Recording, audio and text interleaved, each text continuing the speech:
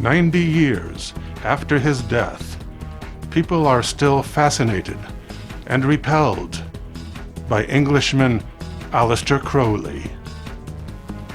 A United States president may be descended from one of his romantic escapades. Crowley was accused of being a Satanist, a charge which he denied.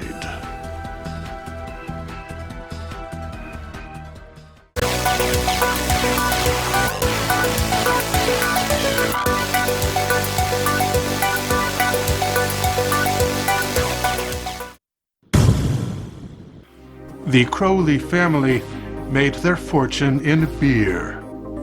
They invented the pub lunch when the brewhouse began to offer a ham sandwich along with a pint.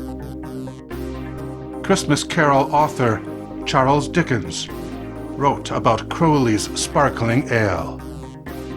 The bottles featured a label with a black crow's head.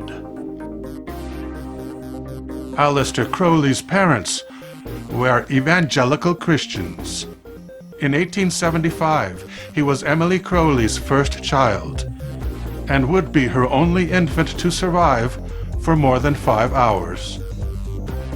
Ever since Aleister learned to walk, Emily called him the Beast. By the time he was 18 years old, he was arguing with teachers of religion over contradictions in the Bible. Later, Crowley took private lessons in ceremonial magic and the ritual use of narcotics. But he occasionally took time off to go mountain climbing. While he was climbing Mount Colima, the volcano erupted, sending lava and glowing rock 5 kilometers downslope of the Mexican mountain. In Hawaii, he had a brief affair with Alice Mary Rogers, who was married to a lawyer on the mainland, and vacationing in Honolulu to avoid the hay fever season. Claiming to have fallen in love with her, he wrote poems about the romance. They were published 2 years later as Alice, an Adultery. In 1903, he married Rose Kelly.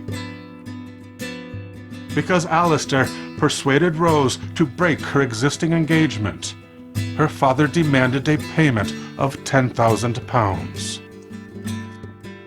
Crowley said no. The newlyweds took their honeymoon in Cairo, where in a museum they found a burial stele which predated Christ by 700 years. It was the stele of Ak-Efen-Kansu, and the number of the exhibit was painted on the back, and that number was 666. The next morning, Crowley heard the disembodied voice of Aiwass. He wrote down everything his voices told him. He called it the Book of the Law, and it proclaimed that man was entering a new age and that Crowley would serve as its prophet. Its message was, do what you want. One dark night in Calcutta, he found himself followed by some men wearing white robes. He reached for his Webley pistol and fired blindly into the group. One of them died instantly. Crowley fled down a dark alley. While the police were searching all ships and hotels for a European suspect, Aleister was advised by his lawyer to leave India immediately. In November 1909, he divorced Rose on the grounds of his own adultery. She became an alcoholic, which led to her commitment to an institution 2 years later. Then, in New York City, Crowley got mixed up with a pro-German movement and was paid to write for a propaganda newspaper the fatherland.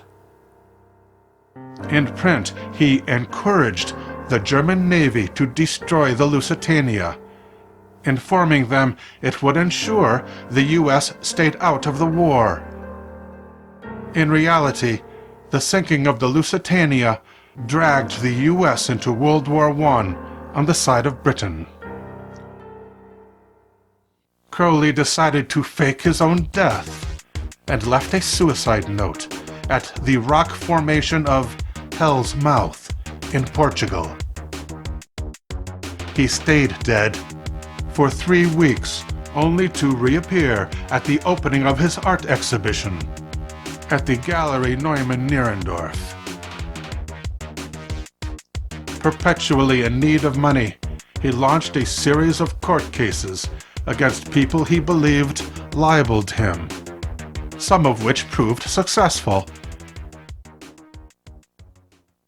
In 1947, Crowley died of chronic bronchitis, age 72. He was cremated. 12 people attended his funeral.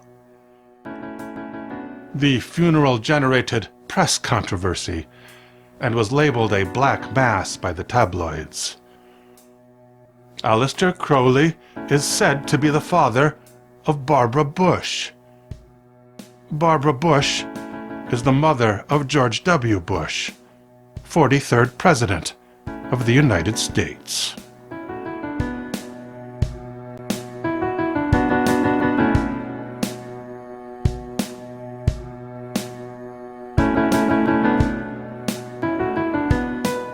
So, what's up with white people? Right? Am I right? Yeah. Okay, I know what you're thinking.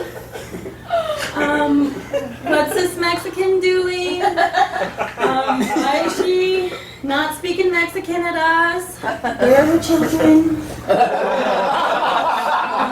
Okay, racist much? Okay.